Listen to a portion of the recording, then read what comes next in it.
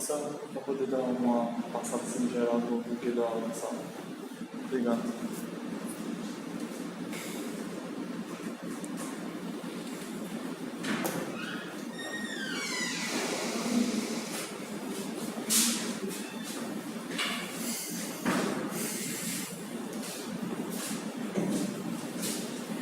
Melhor projetar aqui ou melhor projetar aqui?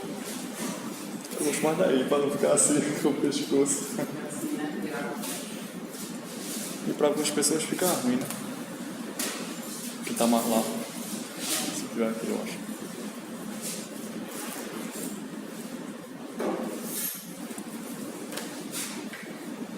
Melhor assim ou melhor do outro jeito?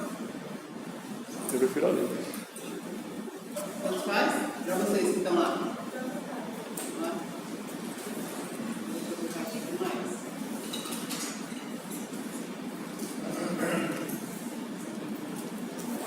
Bem, então vamos lá. Na aula passada, a gente fez uma breve revisão do conteúdo que a gente estudou lá em dezembro ainda, né, antes das férias.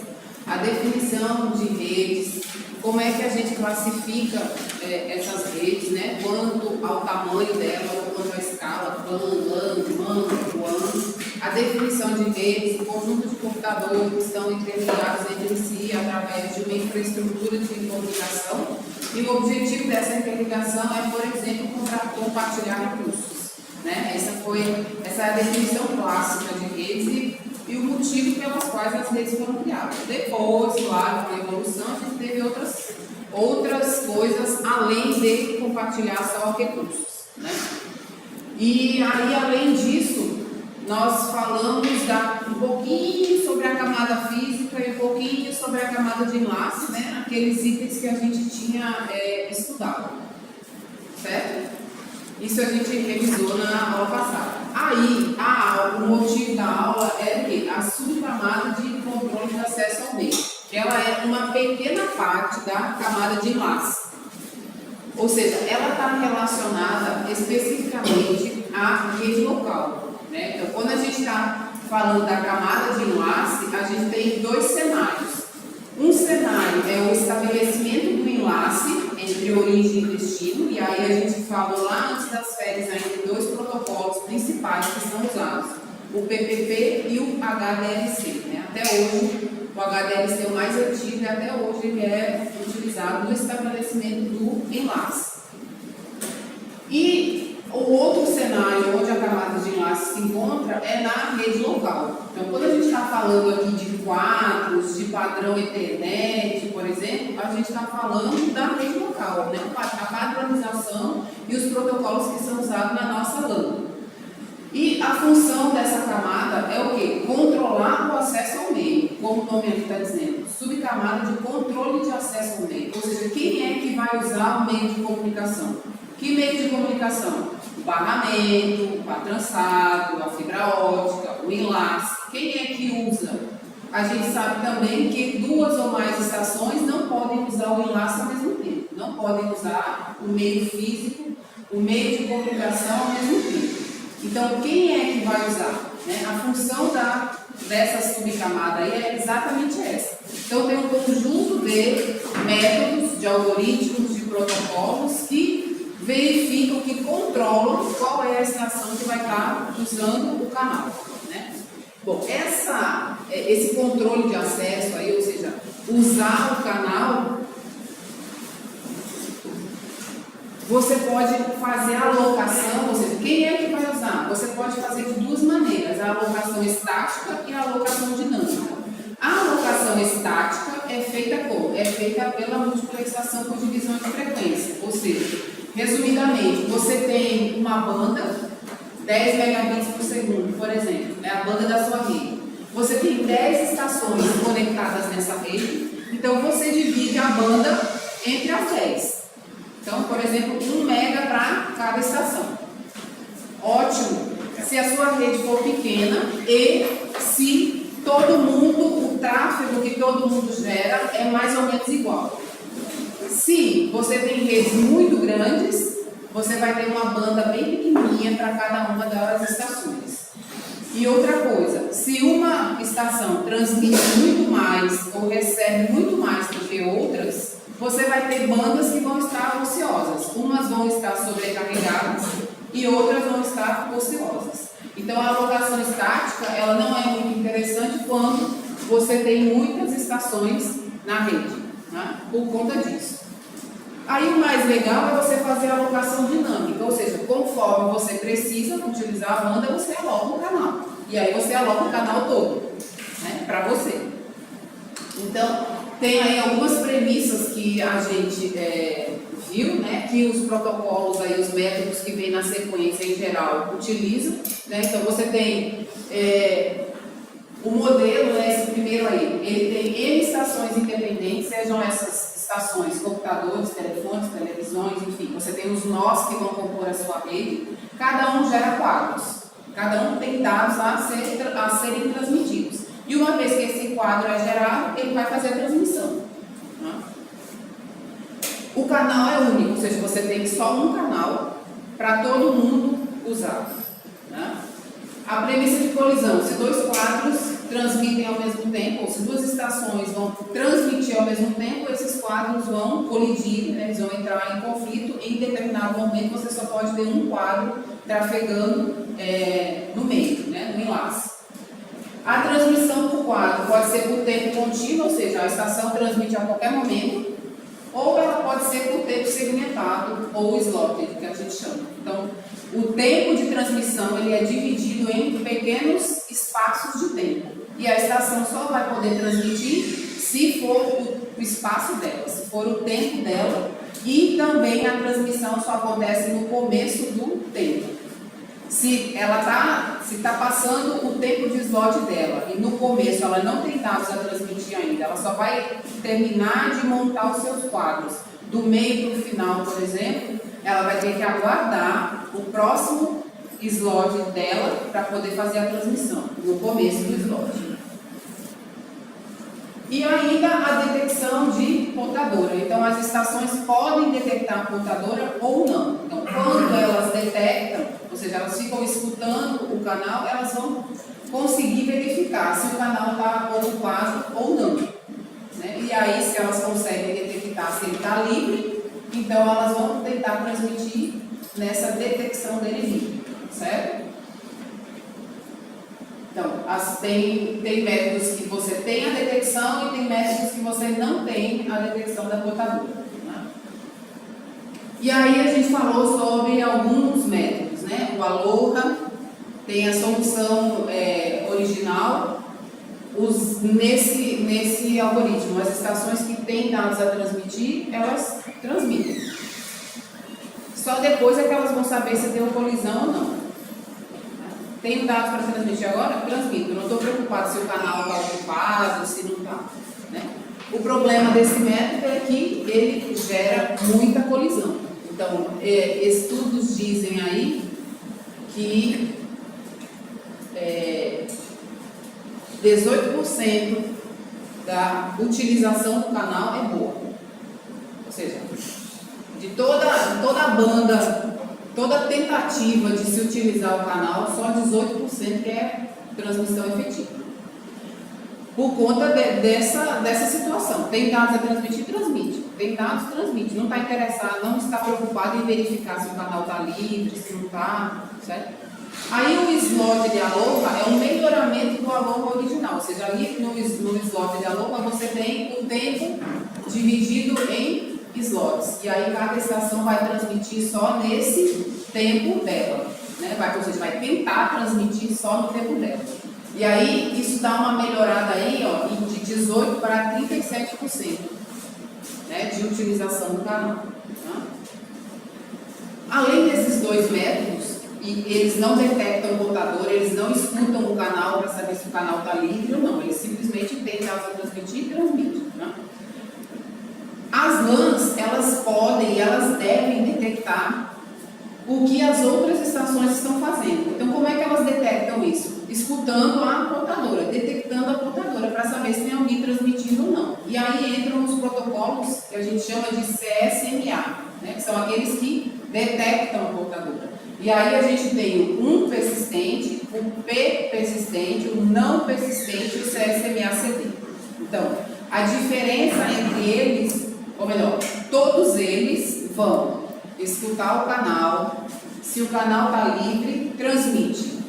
Se o canal está ocupado, espera um tempo aleatório e tenta transmitir de novo. O que vai diferenciar entre um persistente e não persistente? Por exemplo, o 1 persistente, ele está escutando o tempo, não, ele fica escutando o tempo todo. Se o canal está livre ou não. O não persistente já é o contrário, ele escuta, está ocupado, então ele espera um tempo aleatório, aí daí a pouco ele vai e escuta de novo para saber se está livre. Se estiver livre, vai transmitir. Se não, espera. Né? E o 1 persistente não, ele fica o tempo todo insistindo na transmissão. Tá? São 3, hein? 3 tipos.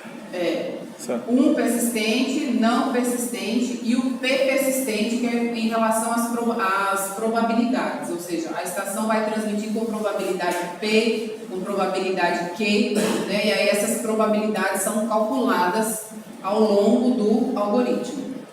E o CSMA com detecção de colisões. Então, até agora eles não detectam a colisão antes. Eles transmitem e só durante a transmissão, se acontecer a colisão, eles continuam transmitindo. O CSMA com detecção de colisão, ele faz o quê? Quando ele detecta a colisão, ou seja, duas estações transmitiram ao mesmo tempo, a colisão foi detectada, então eles param a transmissão. Os outros não, eles continuam a transmitir até terminar a transmissão que eles têm.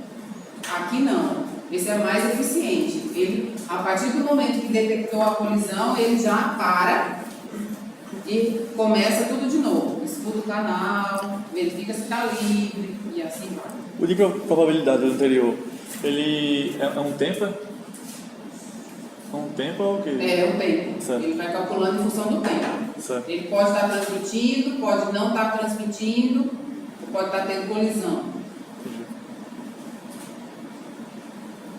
Bom, esse algoritmo CSMA-CD, ele é o algoritmo clássico aí, né, a base do padrão Ethernet, que é o padrão de rede local utilizado até hoje, ok? Bom, aí tem os protocolos que são livres de colisão, né? Então, no CSMA-CD, a partir do momento que a estação se apoderou do canal, ninguém mais pega o canal, ninguém mais vai tentar. Mas duas ou mais estações podem estar disputando o canal ao mesmo tempo. E se as duas disputarem e verificarem que ele está livre, as duas vão transmitir e vai ter colisão. Então existem os protocolos que são livres de colisão. Então aqueles que vão exatamente nesse momento da disputa definir quem é que vai usar o canal, né? Aí, nesses protocolos que vem na sequência, você vai supor que existem N estações e cada uma com um endereço exclusivo, aí, de 0 até N-1. Então, a estação 0 tem o endereço 0, a estação 1 tem o endereço 1, a estação 2 endereço 2 e assim vai. O primeiro método que a gente viu foi o protocolo bitmap, né? O que acontece nesse protocolo? Aqui nesse exemplo eu tenho 8 estações, o tempo é dividido para cada uma delas, então elas estão no período de disputa, elas estão disputando o meio, quem é que vai transmitir? A estação que quer transmitir, quando passa o seu slot por ela coloca o bit 1. Então a estação 0 não tem nada para transmitir, então ela não coloca o bit 1. A estação 1 tem dados a transmitir, então ela coloca o bit 1. A 3 também tem dados, coloca o 1. A 7 também tem dados. Então, quando termina esse período de disputa, as estações sabem quem é que vai fazer a transmissão e em que ordem. Então, terminado o período de disputa, acontece o período de transmissão. Então, a estação 1 transmite o quadro, a 3 transmite seus quadros, a 7 transmite seus quadros. E aí o algoritmo se repete, entra um novo período de disputa. Aqui, para esse exemplo, a 1 tem dados a transmitir e a 7 também. Desculpa, a 5. Então, acontece a transmissão da 1 e da 5. Depois, entra em novo período de disputa. A estação 2 tem dados. Então, terminou o período de disputa, vai para o período de transmissão de dados. Né? Então, assim, evita-se a colisão. Todo mundo conhece quem é que vai transmitir e em que ordem essa transmissão acontece. Eu só não entendi como é que ele identifica a ordem aí. A ordem dentro... Cada estação tem o seu endereço. Ah, tá, entendi. É através do endereço. Certo? Se por um acaso a estação 4, o slot está passando pela estação 5, a 4 agora tem dados a transmitir, ela só vai poder fazer a transmissão quando terminar esse período de disputa, essas estações transmitirem e chegar ao período de disputa novo e o slot dela passar por ela. Aí então ela coloca o 21. Certo? O outro método foi a passagem de token, que a gente viu. Então, existe um token ou uma permissão para transmissão que fica trafegando no anel. Né? Esse token é passado de estação para estação e a estação só transmite quando ela pega esse token. Então, por exemplo, o token está passando por aqui, essa estação tem dados a transmitir. Então, ela pega o token, põe os seus quadros no anel, a estação de destino, digamos que seja essa, recebe, processa. Quando essa daqui coloca seus quadros no anel, os quadros vão para essa verifica que não é para ela, passa para essa, verifica que não é o destino, para esta, verifica que não é o destino, até chegar ao destino mesmo. Essa daqui verifica que é para ela, pega os dados, faz o processamento. Existe um método que, quando ela termina de receber os quadros, ela mesma retira os quadros e bota o token de volta, ou existe outro método que, quando ela recebe, ela processa os quadros, ela faz uma modificação em alguns bits desse quadro, e os quadros são passados para essa, quando chega lá na origem, a origem verifica que ela recebeu, retira os quadros e põe o token de volta. Tá? Então, isso pode acontecer, essa passagem de token pode acontecer na topologia em anel e pode acontecer na topologia em barramento. Então, fisicamente, as estações estão organizadas como sendo um barramento, mas logicamente as informações trafegam no sentido do anel. Então, aqui, por exemplo, a estação 13, 11, 7, 20, 19, 17 formam um anel. Então, o domo fica circulando entre essas. Essa estação aqui, ela está fora dessa rede, ela não entra nesse anel. Tá? Então, você pode ter topologia física, anel e barramento.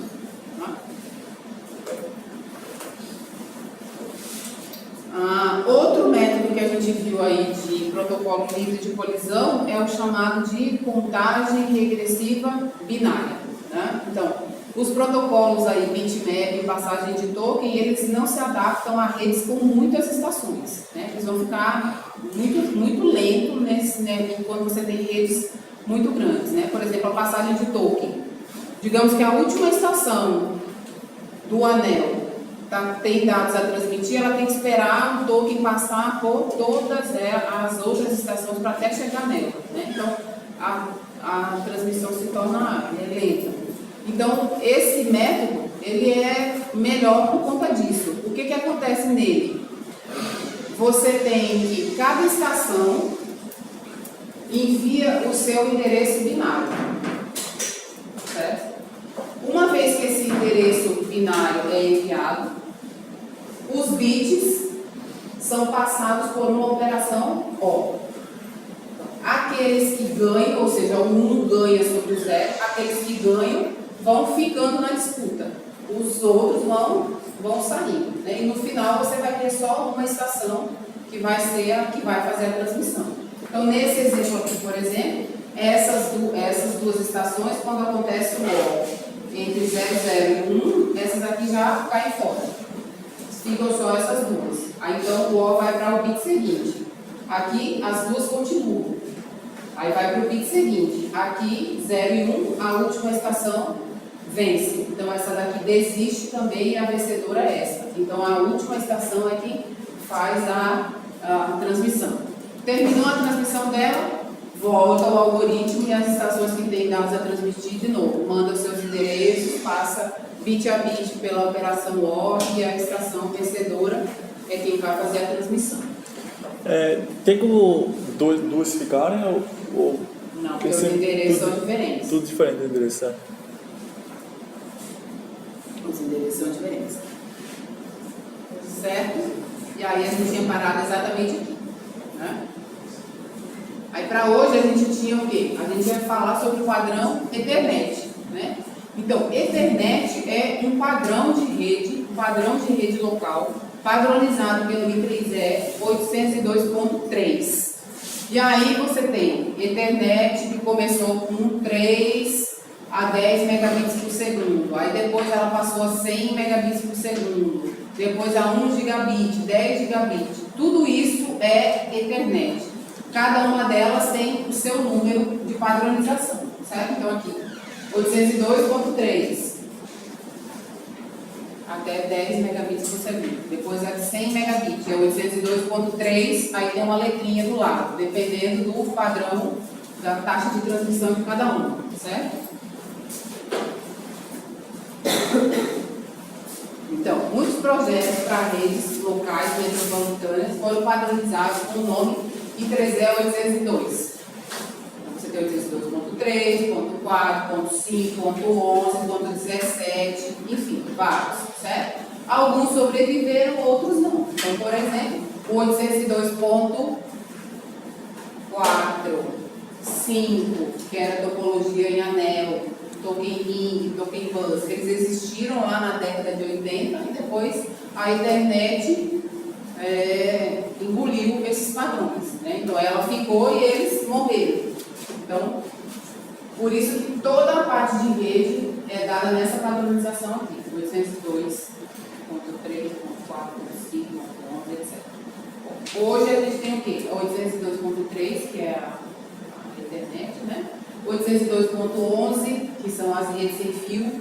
Aqui também você tem 802.11, A, B, C, G, enfim, certo? Cada uma delas com as suas características, com velocidade de transmissão, taxa de transmissão e etc. Então, a internet é o tipo padrão de rede mais utilizado aí no mundo. Como ele é um padrão, acesso múltiplo com o protocolo CSMA-CD. Então, aquele algoritmo que a gente acabou de falar é o padrão, o protocolo que esse padrão utiliza. Tá? Começou com 3 megabits e foi até 10 megabits, o padrão Ethernet. Tá? A Ethernet comutada, sim, aqui era topologia em barramento. A Ethernet comutada é a topologia em estrela. Então, ela usa switches para conectar diferentes computadores. É uma evolução da internet, trabalha aí com velocidades de 100, 1 GB, 10 GB por segundo, bits por segundo, e é o padrão usado atualmente. Como o Ethernet é um padrão, ele especifica desde a camada física, certo? Então, a camada física e a camada de enlace, ele diz quais são as coisas que devem ser utilizadas nesse padrão. Então, aqui tem um pouquinho da história da internet, né? Ela foi projetada em 1976, então era um cabo coaxial grosso com velocidade de 3 megabits por segundo. Aí em 1978 chegou-se ao padrão Ethernet de 10 megabits. Tá? Em 78 era chamado de padrão DICS, e só em 1983 que foi padronizado como I3E 802.3. Tá? Bom, a primeira variedade aí dela popularmente conhecida foi essa daqui. Ela era semelhante a uma mangueira de jardim, então você tinha um cabo coaxial parecido com uma mangueira que a gente utiliza em jardim. Tinha marcações nessa mangueira. dizendo aonde é que você tinha que conectar as diversas estações, certo? Então, a cada 2,5 metros tinha os lugares onde você colocaria os computadores. Você poderia ter, no máximo, aí, segmentos de 500 metros e 100 máquinas penduradas em cada um desses segmentos, certo? Então, aqui tem um desenho dela, né? Então, você tinha aqui um cabo coaxial com as marcações aonde é que você colocaria as estações, né? Então, a topologia barramento. Então, a camada física dela, você tinha conexões com o conector PNC, que é o conector redondinho usado em cabo coaxial. Ela era bem barata e fácil de instalar, né? Você tinha segmentos de até 185 metros usado nas redes locais, 185 metros e 30 máquinas por segmento, tá? Bom, cada versão da internet tem o seu comprimento máximo de cabo.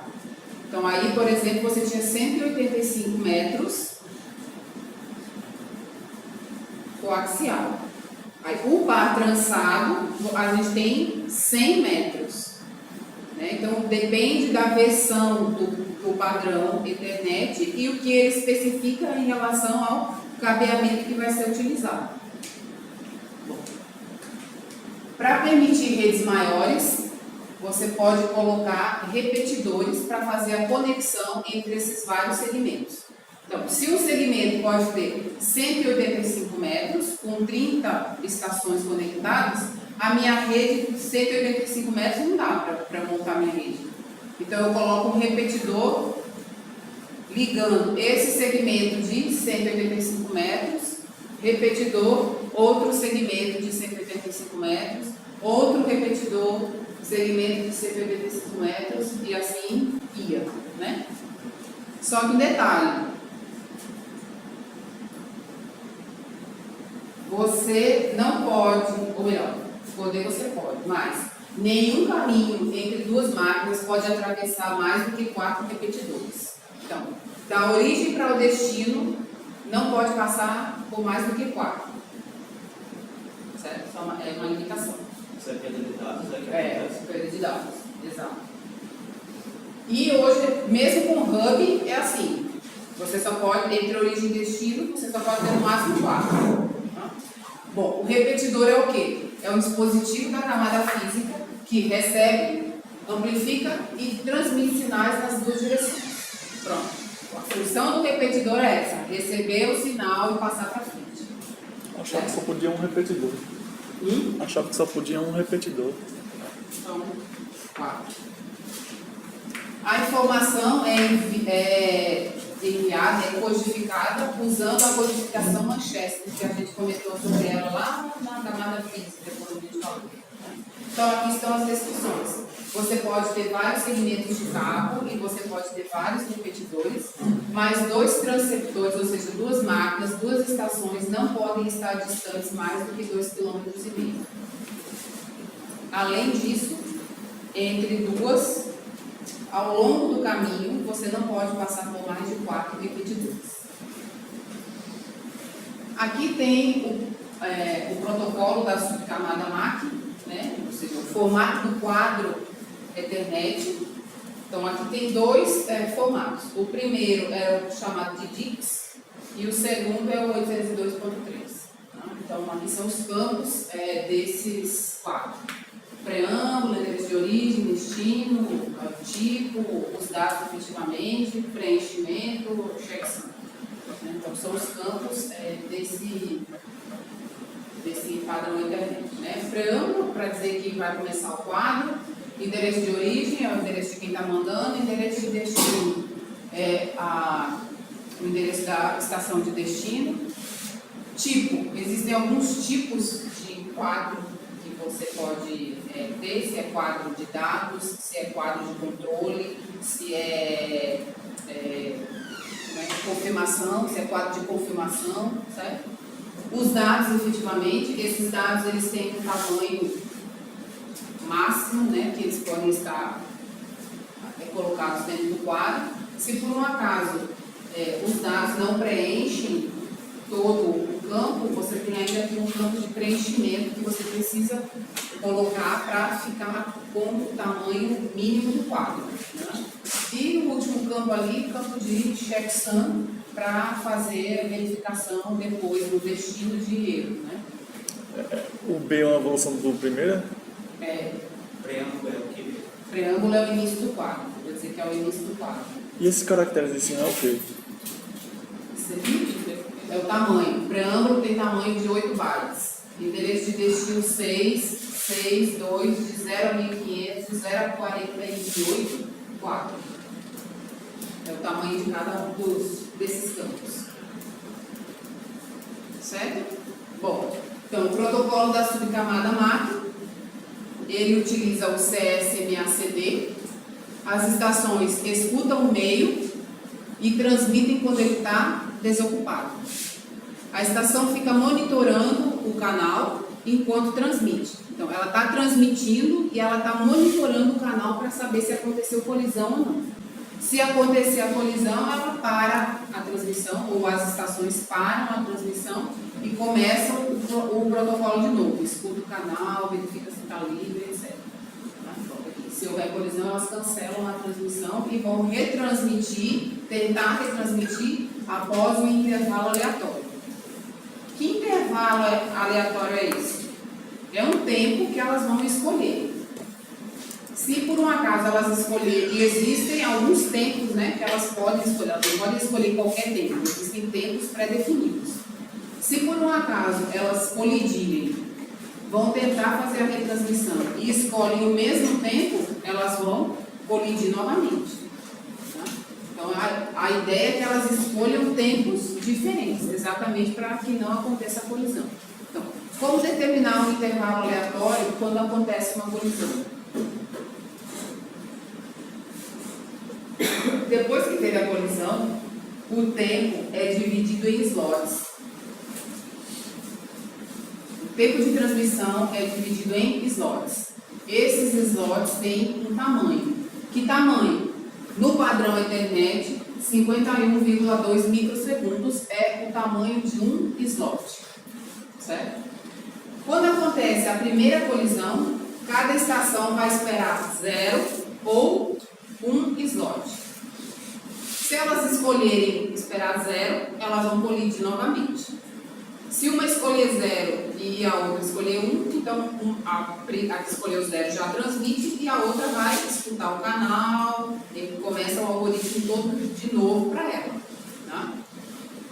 Bom, se elas colidirem, então elas escolheram o mesmo tempo, 0 ou 1, vão fazer a transmissão, colidem novamente.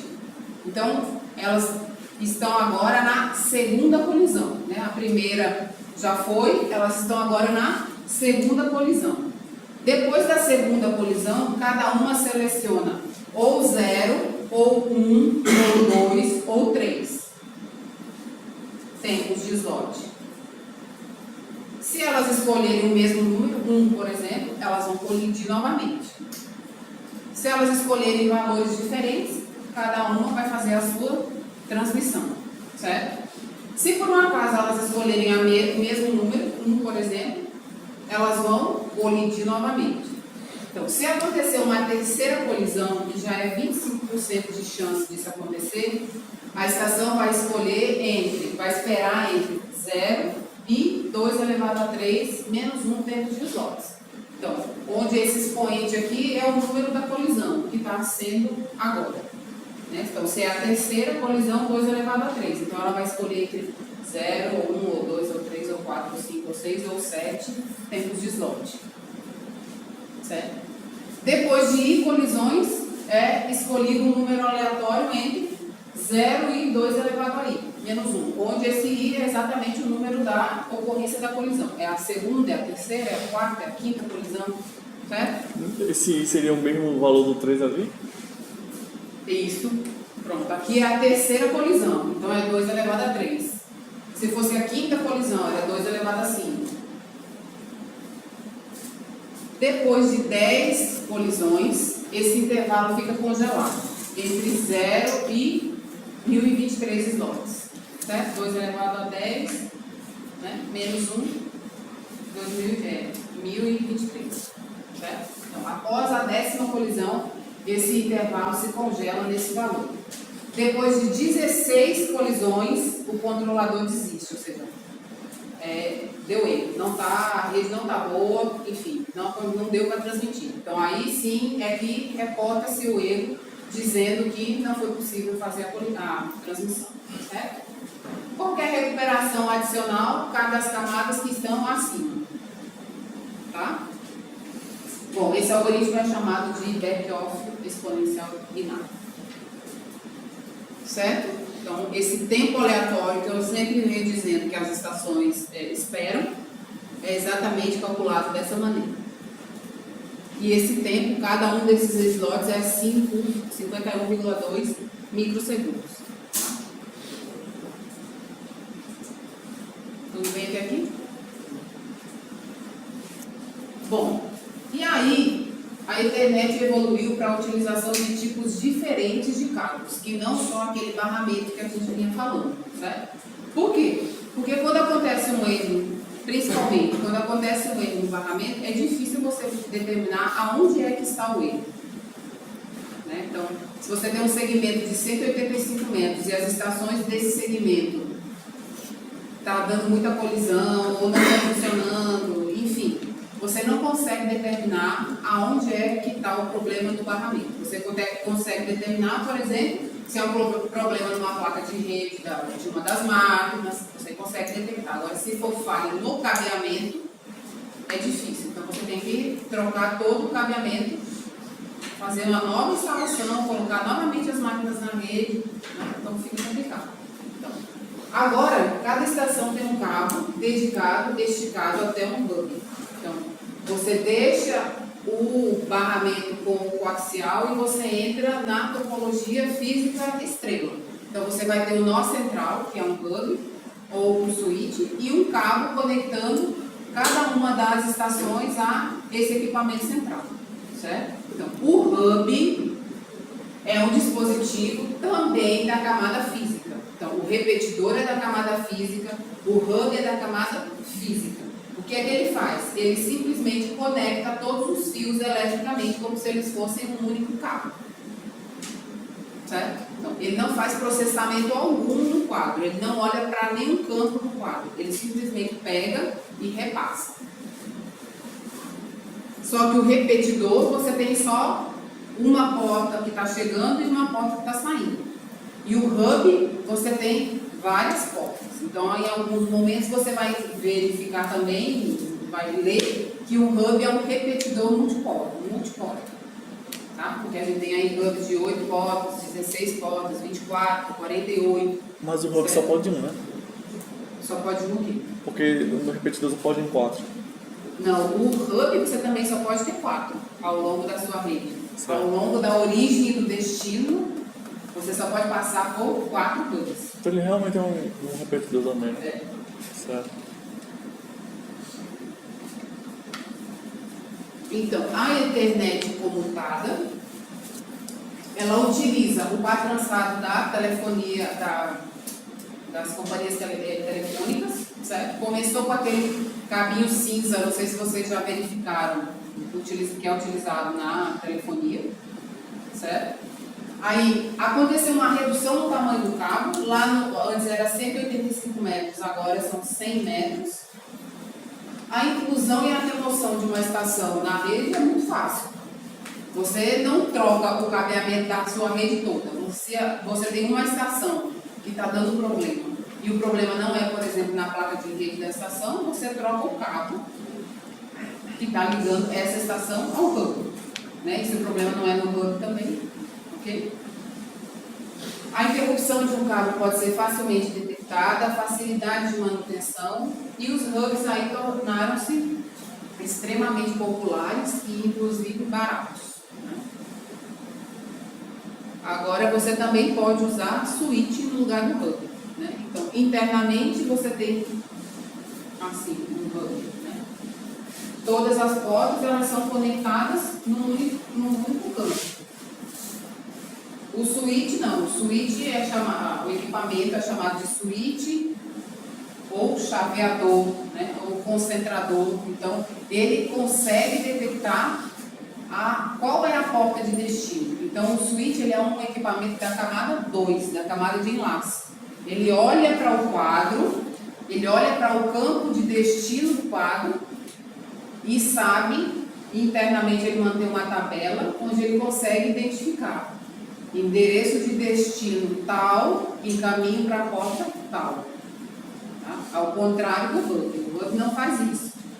Então, o núcleo da internet comutada é o switch. Então, ele tem uma placa integrada de alta velocidade que conecta todas as portas. Então, aqui a gente tem um exemplo de um switch.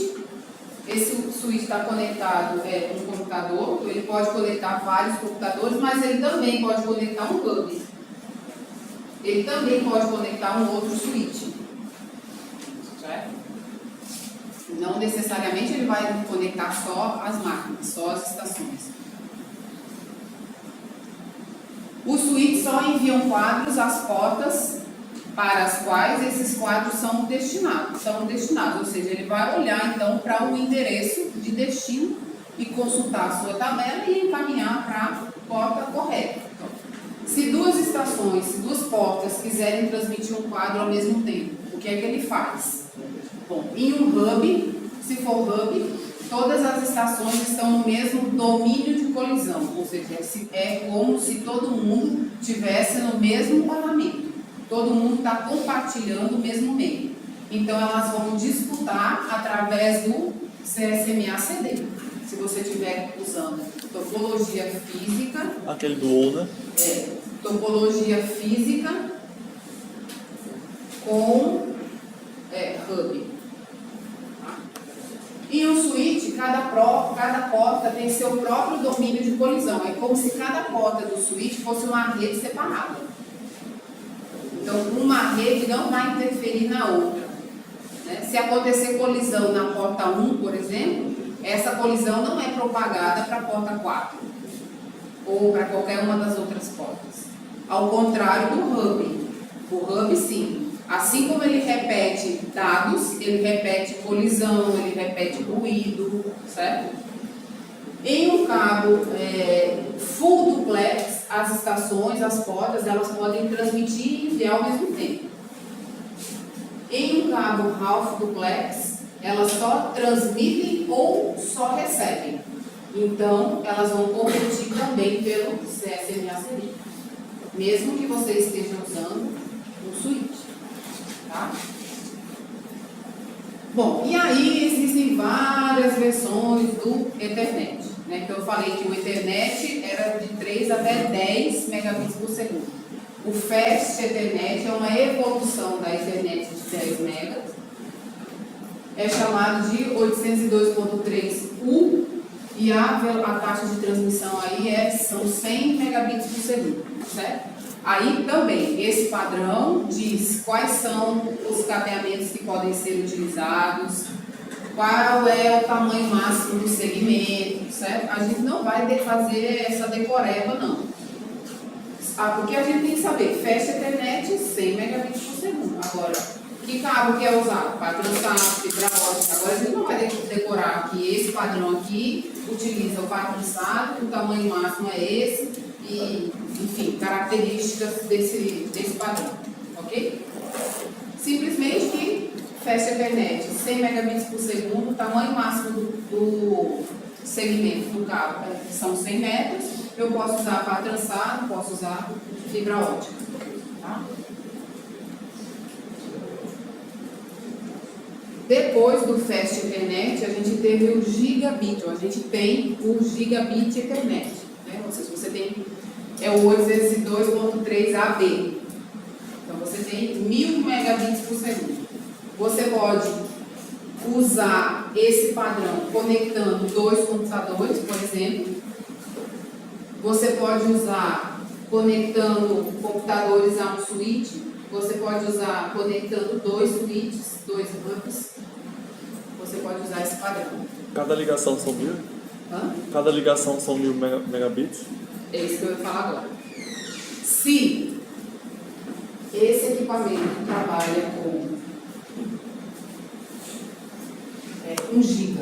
Esse aqui trabalha com 100 mega, então a comunicação vai ser a 100 mega.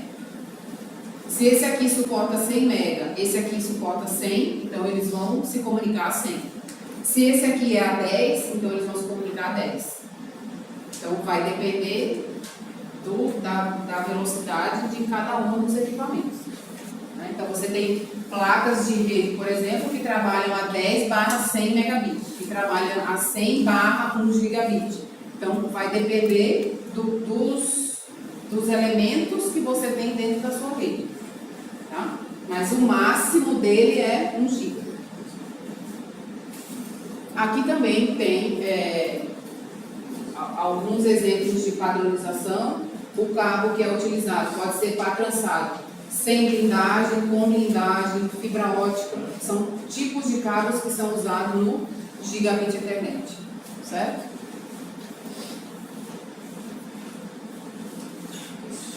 A mesma coisa acontece para a internet de 10 GB. Você tem ali os diversos padrões, tem um tipo de coaxial ali, novo, certo? Se é fibra monomodo, se é fibra multimodo, enfim, são os tipos de cabeamento utilizados. Ok? Ainda na camada de enlace, falando sobre computação, existe um outro equipamento que é chamado de bridge. Também é um equipamento da camada 2. Então, a gente pode usar hub, pode usar switch, que são os dois mais comuns, e tem também a bridge.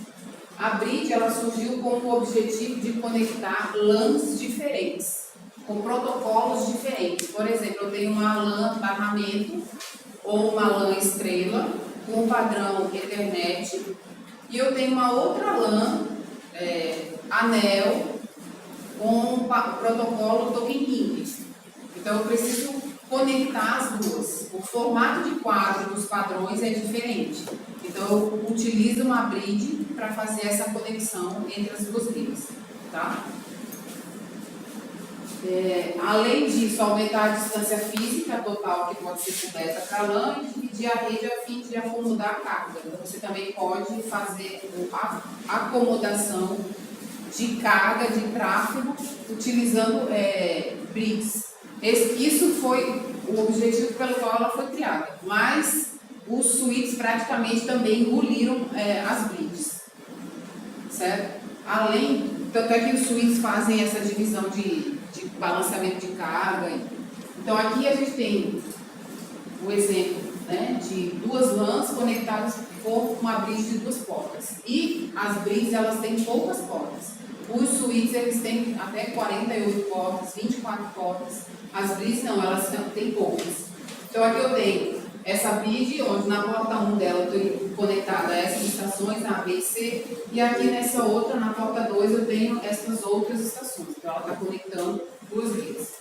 Aqui é a mesma coisa, eu tenho uma bridge de 4 portas, conectada a outra bridge também de 4 portas. Aqui na B1 eu tenho só estações. Na B2 eu tenho estações, tenho hub, posso ter switch, certo? Então você vai fazer a configuração de acordo com a sua necessidade. Bom, como é que a bridge encaminha os seus quadros, né? Dentro da rede, como é que os quadros são encaminhados? Então aqui a gente tem a estação A e a outra estação ali, B. O que acontece? A gente sabe que os quadros, ou que os pacotes, que a aplicação, que a informação vem de cima para baixo, né? Camada de aplicação, camada de transporte, camada de rede. Esse pacote da camada de rede é encapsulado dentro do quadro Ethernet. Então o pacote está aqui, é colocado informações a respeito da camada 2. Esse quadro é encaminhado, né, é codificado através daquelas codificações que a gente viu, codificação, modulação e etc. Trafega pelo meio físico e chega até a bridge. A bridge faz o quê? Ela vai olhar para o campo de destino, ela é o equipamento da camada 2, então ela consegue olhar para o quadro para o campo de destino do quadro, para saber para onde encaminhar. Então, ela recebe esse pacote que veio, esse quadro que veio do meio físico, recompõe o quadro dentro daquele enquadramento que a gente viu, passa esse quadro para a camada 2 dentro dela, então ela implementa a camada física e a camada de enlace. Olha para o formato do quadro, quem é o endereço de destino, consulta a sua tabela e verifica, esse endereço de destino deste quadro está na porta 3. Então, ela retransmite da porta 1, por exemplo, digamos que esse quadro tinha chegado na porta 1, retransmite para a porta 3. A porta 3 faz todo o processo inverso e entrega a estação de destino, a estação D. Certo?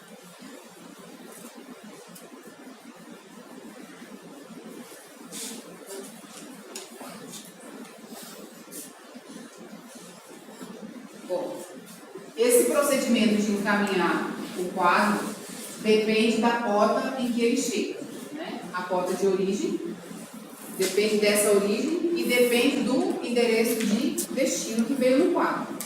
Então, esse procedimento de encaminhar é feito da seguinte forma: se a porta para o endereço de destino e a porta de origem forem uma só, o quadro é descartável. Ou seja, ela não precisa encaminhar para nenhuma porta. A origem e destino estão na mesma rede, no mesmo domínio de colisão.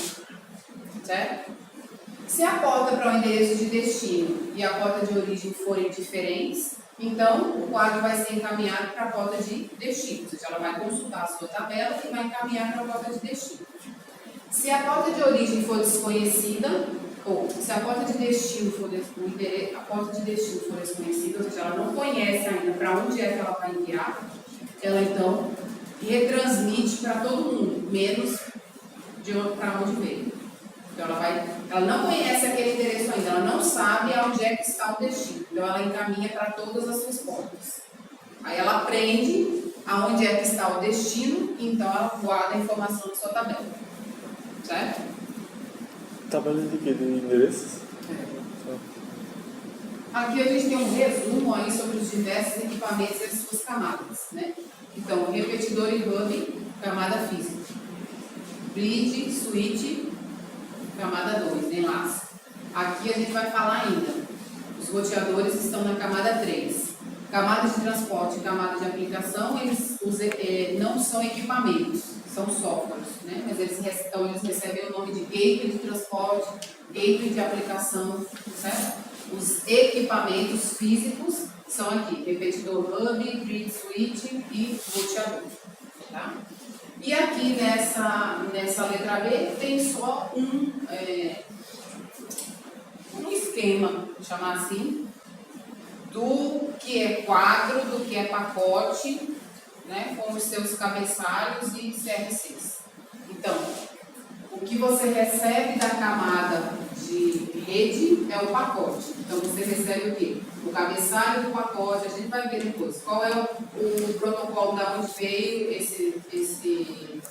qual é o protocolo que está sendo usado para fazer a comunicação da camada de transporte. Então, nesse caso aqui, nesse exemplo, o pacote vem de uma aplicação que utiliza o TCP como protocolo de transporte.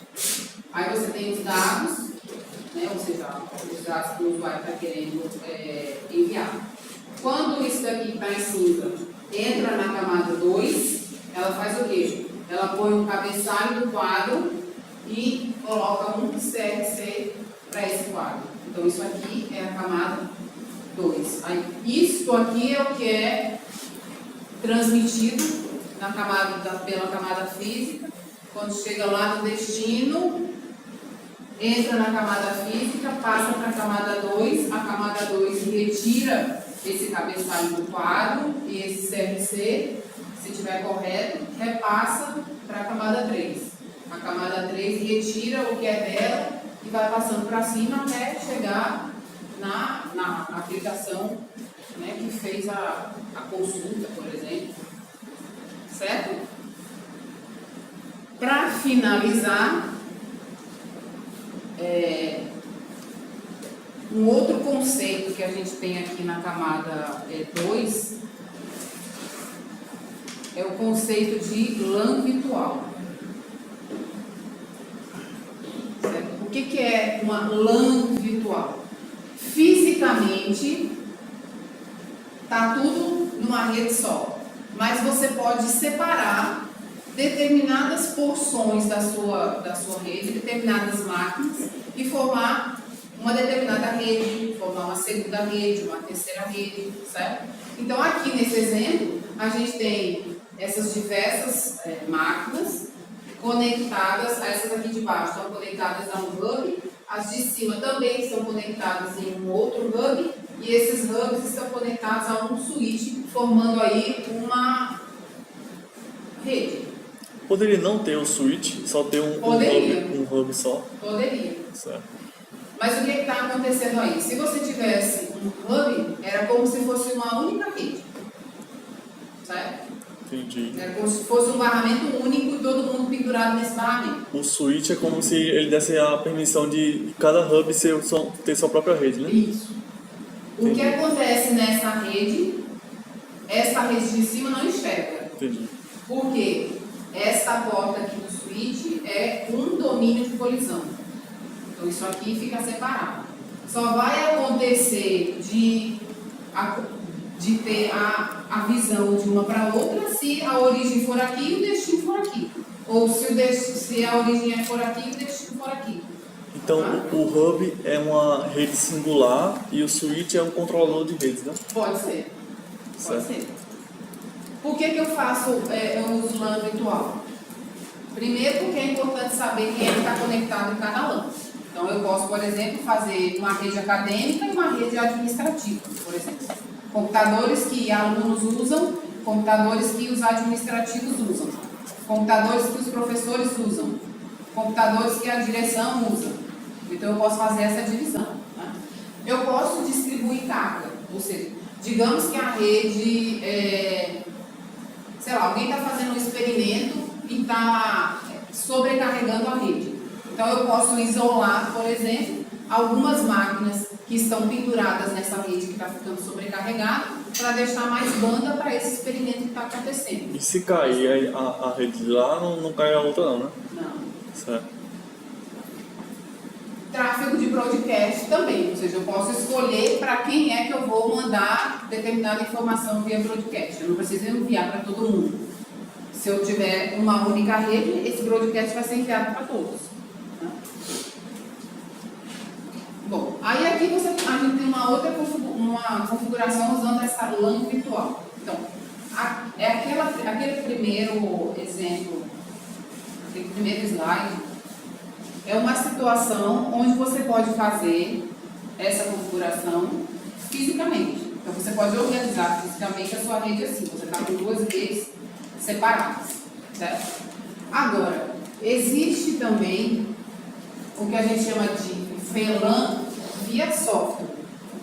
Para você fazer isso via software, os equipamentos que você está usando têm que permitir que isso seja feito. Então, é um software que está instalado no equipamento que permite que você configure VLANs. Certo? Não são todos os equipamentos. Esses equipamentos custam até bem mais caro do que os normais que não permitem. Certo? Então, o que você faz? Aqui está sendo, o desenho está como sendo grid, mas pode ser grid, pode ser switch, certo? Então, aqui eu tenho configurado, eu tenho instalado nessa D1, essas 6 estações, que estão marcadas com cinza. Essa porta aqui, da B1, se conecta a B2, e a B2 eu tenho estações que são brancas e tenho estações que são cinzas. Certo? Então, essas que estão cinza aqui, é como se elas estivessem fisicamente conectadas aqui na B1. Elas estão lá, mas via software, na configuração, elas pertencem a essa avelã aqui, a avelã cinza. Então, a comunicação entre elas, entre essas estações e aquelas, se dá sempre por essa porta aqui. Então, aqui eu tenho tráfego que vai da cinza desta B1 para essa daqui branca, porque eu tenho estações aqui cinza, né, que fazem parte de cá. E eu tenho também essa porta configurada com tráfego das brancas, né, para acontecer a comunicação entre elas. Esses dois grupos estão separados fisicamente, né? Estão separados fisicamente. Mas, logicamente, né, as cinzas é como se aquelas essas três estivessem conectadas aqui. E o tráfego entre elas acontece através dessa porta aqui. Está configurado como sendo tráfego de branca, como sendo de lã branca e de lã cinza. Ok? Sim? Tudo bem? Perguntas? Não? O que são as letras G, GW? G? A cinza é branca. Ah, sim. Grey e white. Achei que era algum termo do... Não. Duas velãs, cinza e branca. O que eu quero mostrar para vocês, deixa eu ver se vai me conectar aqui.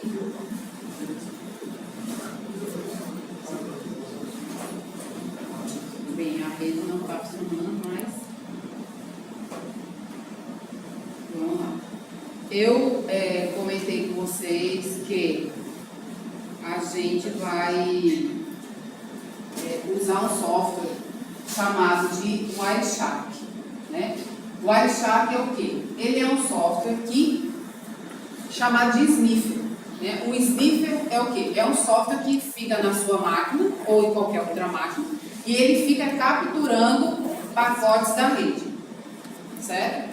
Não é software malicioso, você não vai alterar conteúdo de pacote, mesmo porque ele não permite que você faça isso. Ele só permite que você capture os pacotes que chegam na sua porta, na sua placa de rede, né? Na placa de rede da sua máquina. Então, por exemplo, quando eu acesso uma determinada página, ele captura todos os pacotes envolvidos na comunicação entre a minha máquina e a máquina que eu estou tentando acessar. Então, o livro do Kurose, ele traz um conjunto de laboratórios de acordo com as camadas que a gente vai estudando, ele tem um conjunto de laboratórios onde você vai ver na prática, né, o que é que acontece. Porque eu fico aqui falando, o protocolo tal tem isso, isso e isso. Para fazer isso, a informação vai passando dessa camada para essa. Às vezes fica muito abstrato, às vezes não. Sempre fica muito abstrato.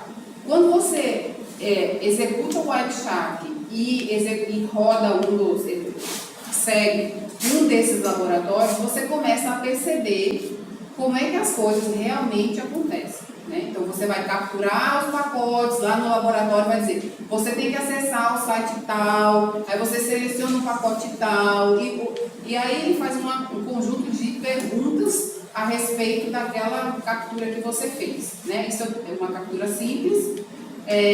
Existem laboratórios onde você vai ver pacotes fragmentados, você vai ver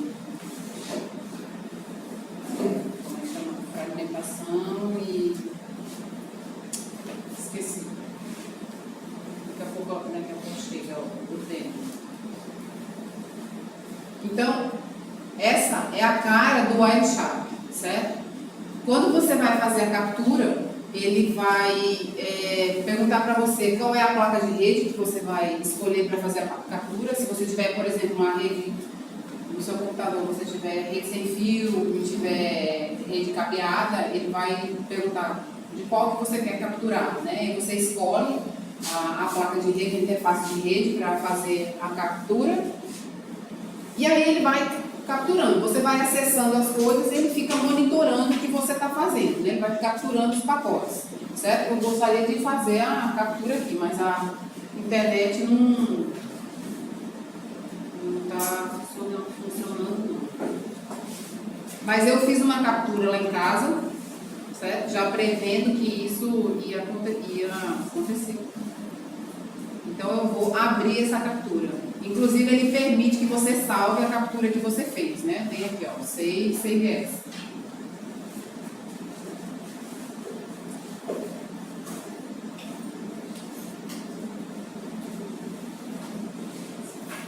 Eu fiz uma captura lá em casa, tentando acessar o site da UFPB. Então, o que eu fiz? Eu iniciei o Wireshark e iniciei o meu navegador, mas eu não coloquei o endereço. Qual era o endereço que eu queria capturar? O ideal é você, quando for fazer o laboratório, e depois eu vou dizer qual é o laboratório que a gente vai fazer, você limpar a cache, certo? Limpa a cache do navegador, porque às vezes você já acessou aquele site, e aí quando você vai acessar com a captura, ele não captura, porque ele pega da cache. Né? Então você não vê os pacotes mesmo, certo? Então primeiro, limpa o cache, aí inicializa o Wireshark, inicializa o navegador, liga a captura aqui, começa a captura, e aí vai para o navegador, coloca o endereço, dá um enter, espera a página ser carregada toda, terminou de carregar a página, vem e finaliza a captura. Senão, ele fica capturando e esse arquivo vai ficar gigantesco. Tá? Ele vai capturar coisas que não são só a página, certo? Por exemplo, o tempo que você leva para inicializar ele, começar a captura, aí você vai no navegador, digita o endereço e volta, ele já capturou coisas. Por quê? No seu computador, por exemplo, aqui no meu tem o antivírus que fica acessando a internet. Tem outros softwares que volta e meia estão buscando alguma coisa da internet.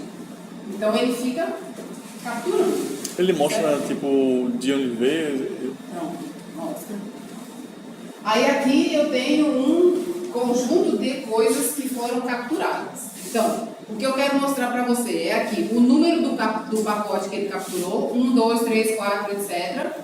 O tempo, então aqui, de quando eu iniciei a 0,17 segundos, ele já fez essa captura. Então, aqui tem o endereço de origem, 192.168.011. Pronto, é a minha máquina. Então, esse é o endereço da origem.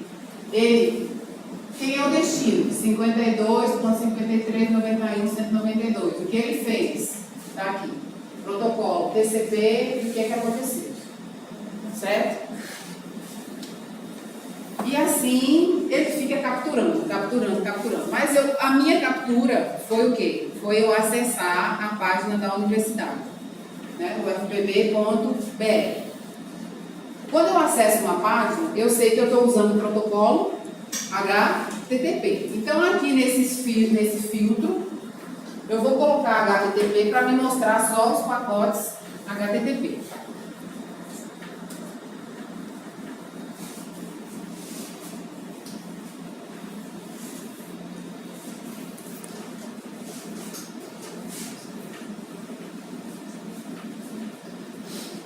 Então aqui está o primeiro pacote, foi esse aqui da minha captura. Veja, do 0 até que eu comecei a capturar mesmo, eu estou no pacote 61. Tá? Então aqui está. Quem foi que está capturando? Quem é a fonte dessa captura? A minha máquina. Eu estou capturando quem? Estou tentando acessar quem? 150.165.254.52. Até eu começar a fazer essa acesso à página, o HTTP, a gente vai ver depois, quando estiver falando na camada de aplicação, ele tem um conjunto de métodos. Então, quando você acessa a página, o método de acesso é o GET. Certo? Então, está aqui. HTTP, GET, a versão do protocolo. Certo? Aí, aqui embaixo, tem a resposta, que é o OK. Então, quem foi o destino? A minha máquina. Foi o quê? Foi o OK, né? Eu fiz o GET e o servidor aí 150.68 respondeu com OK. Né? Então, as capturas estão aqui. Aqui eu filtrei pelo HTTP. Mas o que eu ia dizendo antes é que, até eu chegar nesse número, teve o DNS antes. Então, quando a minha máquina, quando eu tentei acessar www.fpv.br, o computador não sabe quem é www.fpv.br. Ele trabalha com o quê? Ele trabalha com o endereço. Então, antes disso daqui, tem o trabalho do DNS, que é traduzir quem é www.fpv.br para esse número aí. Né? Então, teve algumas capturas antes, aí, certo? Do meu acesso. Então, você pode escolher qualquer pacote, certo? Aqui tá, eu estou escolhendo o 61. Aí aqui são os pacotes que você capturou. Aqui embaixo são detalhes sobre esse pacote. Então, o protocolo é quem? É HTTP, é o protocolo da camada de aplicação, né? É o acesso à página. Estou tentando acessar http://www.fpv.br. Então, o protocolo da camada de aplicação está aqui, HTTP. Se eu clicar nessa setinha, ele abre. Então, ele vai mostrar as informações referentes ao HTTP. Então, foi um GET para esse endereço aqui, aí vem toda a configuração, certo? Do sistema operacional que está rodando, qual é o formato, qual é a versão do protocolo, enfim, são todas informações a respeito do HTTP, certo? Então, essa é a camada de aplicação. Este HTTP utiliza na camada que está abaixo, quem? O TCP, certo? É o protocolo da camada de transporte. Então, este HTTP é encapsulado dentro deste TCP. Então, se eu abrir aqui o TCP, eu vou ter informações a respeito da camada de transporte, ou seja, do protocolo TCP. Qual é a porta da origem? Qual é a porta do destino? Certo? Então, a porta da origem. Então, quem é a origem? Eu estou escutando na porta 49.624. Quem é a porta de destino? O destino está escutando na porta 80. 80 é a porta do HTTP. Né? A porta padrão do HTTP. Aí vem um conjunto de coisas, ou seja, do formato do quadro, do formato do segmento TCP. Então, tamanho do segmento, número de sequência, quem é o próximo segmento, se é quadro de reconhecimento, ou seja, se é o AC, certo? Vem todas as informações a respeito do TCP. Este TCP, o HTTP foi encapsulado dentro do TCP. Este TCP é encapsulado dentro do IP, que é o protocolo da camada de rede. Então, se eu for olhar para o protocolo da camada de rede, é quem? É o IP. Então, está aqui. Qual é a versão do IP? Versão 4. Qual é o endereço da origem? Qual é o endereço do destino? E aí, campos do pacote IP. Certo? A gente vai falar sobre esses campos aqui ainda, quando estiver falando do protocolo IP. Então, qual é a versão? Qual é o tamanho do cabeçalho?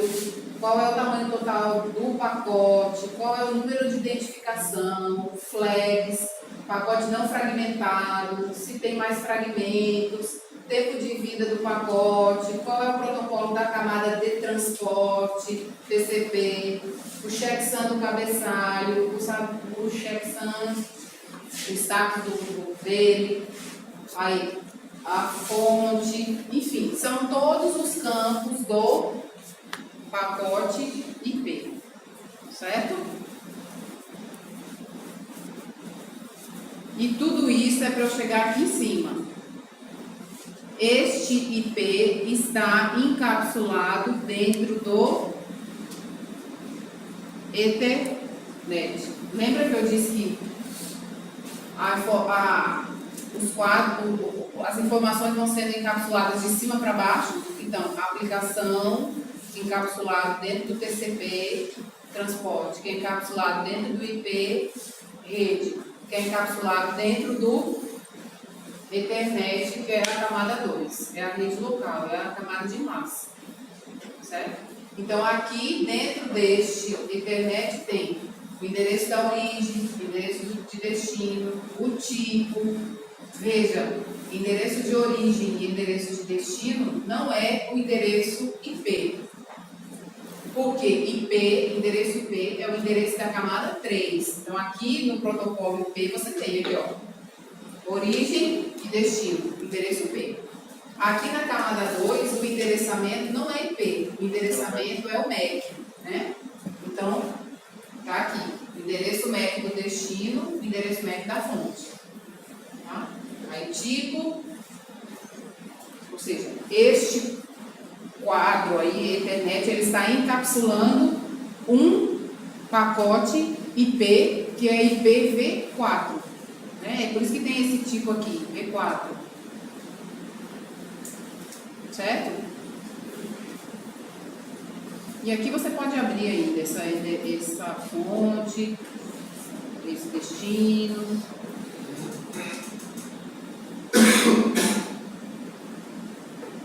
Certo?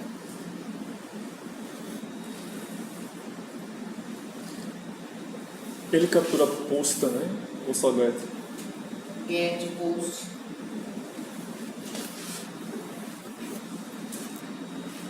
E aqui tem informações a respeito desse frame aí, desse frame 61, de maneira geral, certo?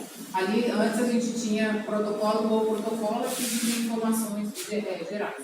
E aqui é o conteúdo, certo? O conteúdo de cada um desses protocolos, desses protocolos não, desses quadros, né? Então, se eu pegar aqui, então essa parte que está selecionada aqui, refere-se às informações que estão armazenadas referentes a esse Ethernet 2. Se eu colocar o IP, por exemplo, já são outras informações. TCP já são outras. HTTP já são outras. Ok? Então, esse é o conteúdo. O WireShark é um software pago? Não. Livre. www.wireshark.org. Tá? E ele existe alguma configuração ou só?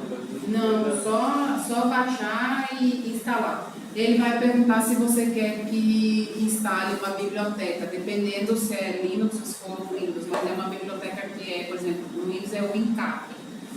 Se é no Linux é o Kelacap. Aí você tem que instalar também. Tá? Se der algum erro na hora de você abrir o WireShark, você abra como administrador. Né? Então você acessa aqui, clica com o botão direito, aí pede para executar como administrador. Certo? E outra coisa, com ele é possível você também olhar os dispositivos da rede ou você realmente só o seu mesmo? Não, só o seu. Você olha só o seu.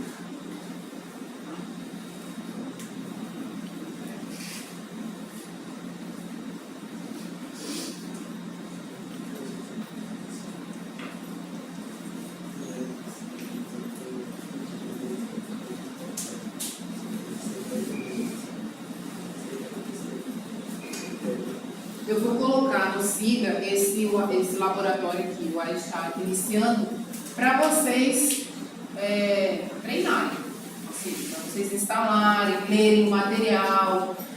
Lá tem explicando como é que é o funcionamento, como é que você baixa, como é que você instala, certo?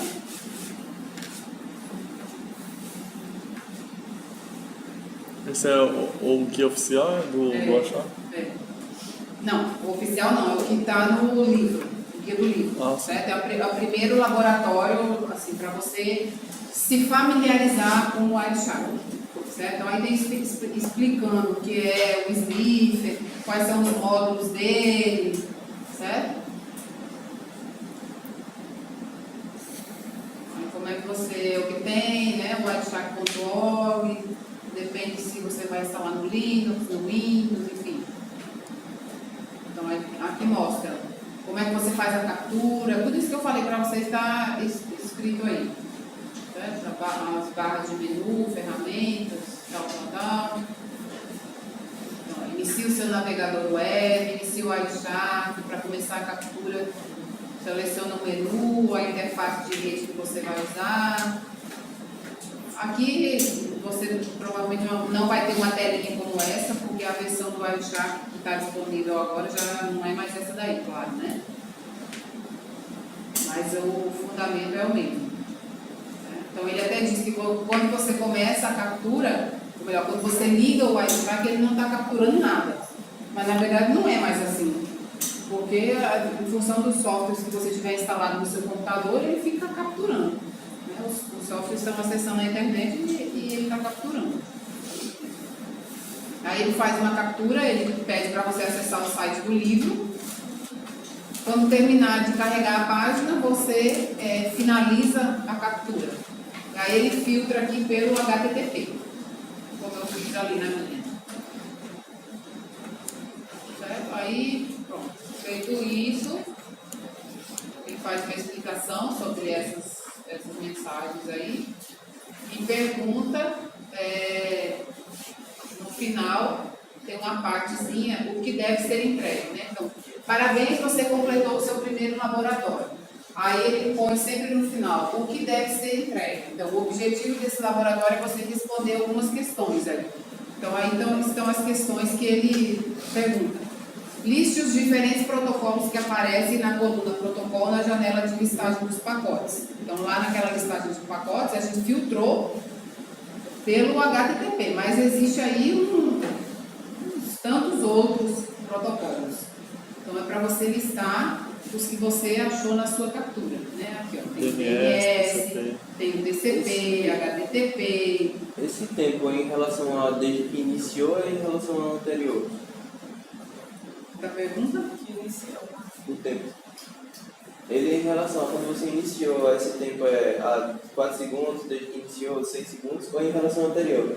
Esse demorou 2 segundos, aí o próximo demorou 2 segundos em relação a esse. Aí em relação Primeiro, ao aí o terceiro é desde quando começou, na verdade, né? Começou.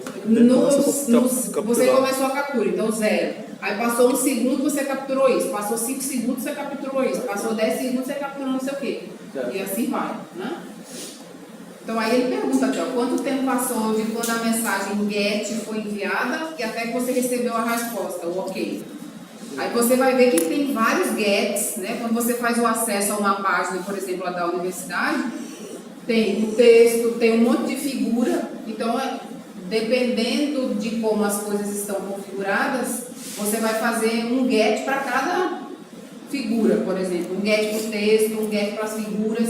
Então, quanto tempo passou da mensagem HTTP GET, aí até o OK. Agora, depende do OK que chegou ali, é o OK do quê? É o OK do primeiro GET, do segundo, do terceiro. Então, para isso, você tem que abrir o campo do HTTP para ver aquele GET lá, aquele OK refere-se a que GET. Aí ele diz lá, aquele quadro ali, aquele pacote é uma resposta da requisição número 61. Por exemplo, da requisição 63, certo?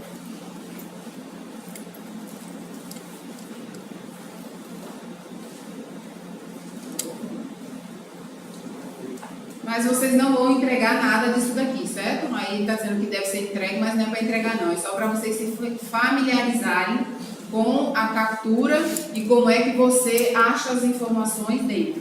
A gente vai ficar usando esse programa? Vai usar. Vai usar assim. Ok? E...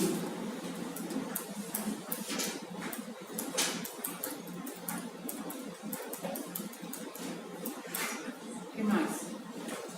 Vou falar uma coisa específica.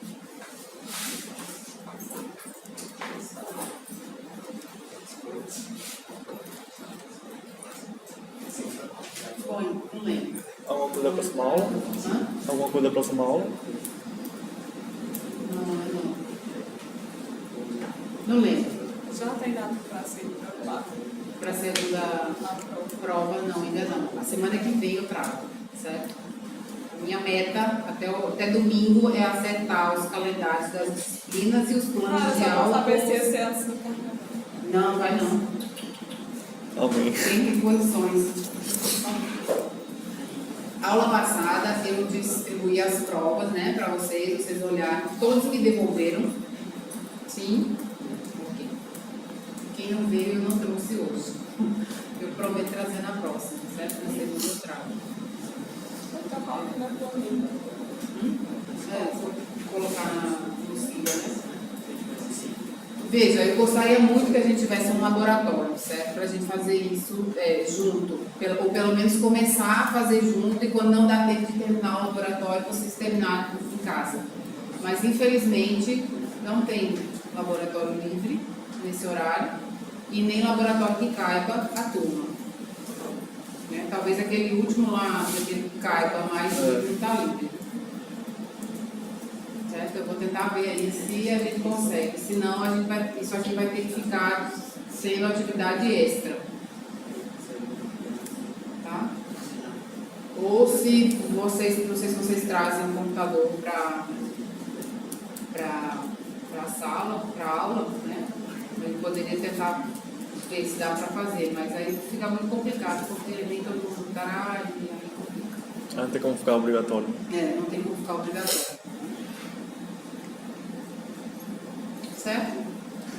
Pronto. Então aí vocês instalem em casa, tentem usar, né? Tentem mexer, qualquer coisa, qualquer dúvida é só perguntar.